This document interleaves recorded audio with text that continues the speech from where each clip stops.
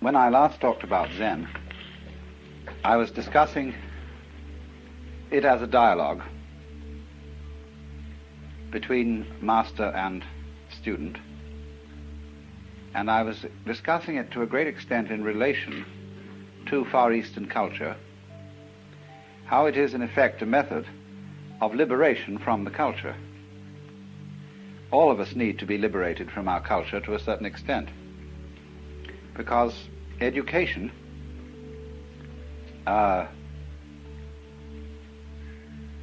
is a kind of necessary evil. And when the process of education or acculturation has been completed, we need a cure for it. Education is like salting meat in order to preserve it for eating. But when you're ready to cook it and eat it, you need to soak some of the salt out.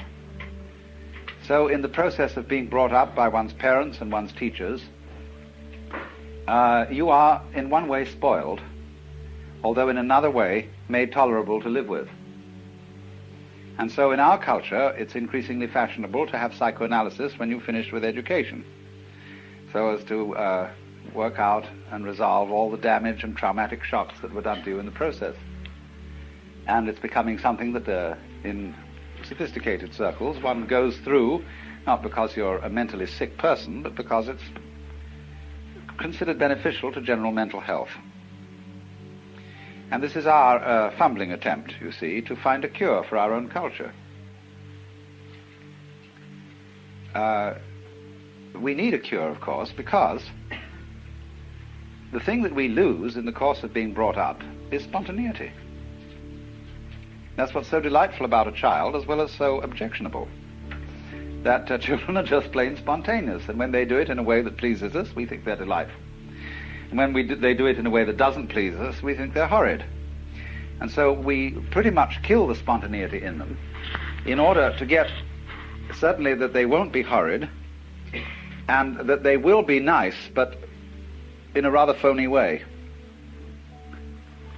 And this is such a disaster, isn't it? Because when we watch a child, say, dancing, and it's never learned to have, never had a single dancing lesson, and is really just dancing for fun, we say that's delightful. Then eventually the child notices that this is a way of getting attention and becomes self-conscious about dancing, and then we send it to dancing school, and it becomes stiff and wretched.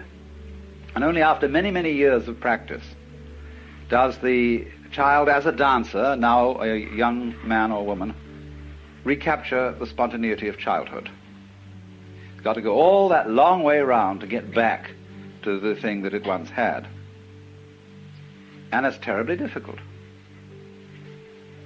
So in the same way, with we might say the general attitude to life, that a child is taught to live as a child is taught to dance.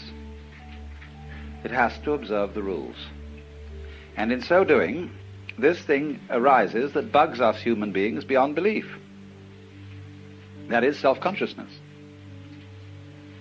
Self-consciousness is, in one sense, our pride as human beings. It's the great thing we have. We can not only be happy, but we can know we're happy. We can not only think, but we can think about thinking. And therein lies the whole possibility of reasoning. To think about thinking, to know about knowing, to be aware of what one does. Herein is the whole birth of a rational control of behavior, which you might say is the glory of civilization and the glory of man.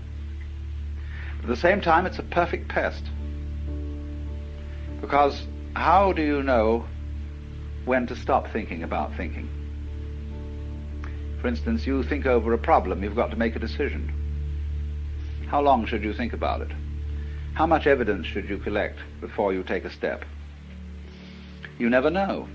Actually, what most of us do is we think about a given decision until it's a nuisance, and then or the time is too late to think about it anymore, then we do something. We never are sure that we decided the right thing, and one of the troubles about thinking about decisions is there are ever so many unpredictable variables that come into everything. And you may work out the most perfect business contract and everything is fine, but you didn't bargain for the banana skin that you were going to slip on on your way to your partner's office or whatever it was. Such things couldn't be predicted in any amount of decision making. And the more we try to elaborate perfectly foolproof methods of arranging our lives, the more we find ourselves encumbered with impossible details. That's the fallacy of too much law. When we provide for everything in the law, suddenly find you can't move without filling out 300 forms, and without consulting all sorts of bureaucrats, without hiring a staff of lawyers and accountants and all kinds of things to be sure you don't make the wrong move. After a while, the game ceases to be worth the candle. I mean, life becomes so safe that it's not worth living at all. So this is one of the problems of being self-conscious. And all education, you see, is an instruction in self-consciousness. What do you learn in education? You learn fundamentally words. In other words, symbols about reality. And through words, we're able to talk about living. And so think about living. And so have knowledge about it. You see, no knowledge is academically respectable knowledge unless it's knowledge in terms of words or in terms of numbers. That is to say, in terms of a symbolic language about life. But you see, once you're in that position, once you know that you know, and you know you're alive, and you know you're going to die because you can predict, you feel you've lost your innocence. Something's gone wrong. This, in the Christian tradition, was the knowledge of good and evil. What it says in Hebrew is not exactly moral good and evil that was known as a result of eating the fruit of the tree, but what was advantageous and disadvantageous. It gave you the gift of being like God. That is to say, the gift of being able to control the course of events. And anybody who controls the course of events, you see, probably puts himself in the situation of the sorcerer's apprentice. The Lord looking down there and says, okay, you wanted to be God, man, you go ahead and try. You get in more and more of a mess. You know, you succeed amazingly. Just like the sorcerer's apprentice actually made that broom go and fetch water for him. But he couldn't stop it. And as we say today, you can't stop progress. So then the whole problem of self-consciousness is that you're always in a dither and a doubt. We call this anxiety. And a nostalgia develops among us for the age of innocence. Would it be nice not to have to make any decisions, to act entirely on whim? And if you got into trouble, well, that would be all right, because you wouldn't have been worrying about it. See, when a moth mistakes a candle for its sex call, which is what happens, that's why moths fly into candles, the moth makes a mistake, and powie, it goes out. That's that. Moth doesn't worry on the way to the candle whether it's going to get burned. And of course, the moths are sufficiently prolific so that one moth more or less lost in a candle doesn't matter. Hundreds of moths lost in candles don't matter. They just go on. So you might imagine a human civilization where people make mistakes, and yes, they go off with a glorious bang instead of a whimper. And that's that. They wouldn't worry. They'd live magnificently. But we can't possibly go back and do that. You can't on purpose give up self-consciousness. You can't give up worrying. You can't give up thinking about yourself. And above all, you're terrified to live spontaneously, because you might do something wrong. However, the center of Zen training is to live spontaneously.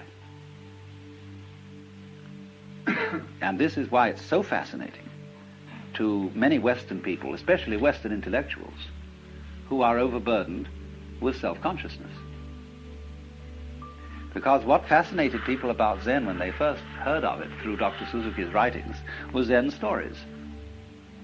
I lent a book of Zen stories once to a friend of mine, years and years ago, and he was in hospital. And when he gave it back to me, he said, gee, he said, I didn't understand a word of it, but it cheered me up enormously.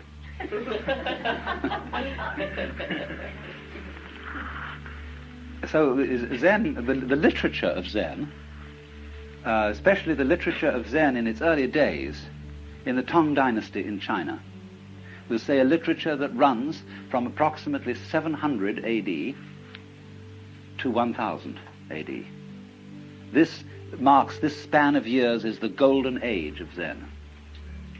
And almost all the literature of the period in early Buddhist Chinese is anecdotes about the encounters of Zen masters with their students. They are called in Japanese mondo, which means question-answer. And it appears that the way of studying Zen in those days was rather unlike the way of studying it now. Now Zen is settled and is studied in communities, such as we've been looking at, and will be staying in tomorrow night. But in those days, Zen was a wandering thing. In other words, if you became a Zen monk, you did a great deal of traveling. And instead of sitting on your fanny most of the day, you trudged. You were walking along through prairies, mountain paths, rugged country. You were visiting master after master after master to find one who would answer your question. Now, in a very natural way, supposing a person is questing, you are a seeker.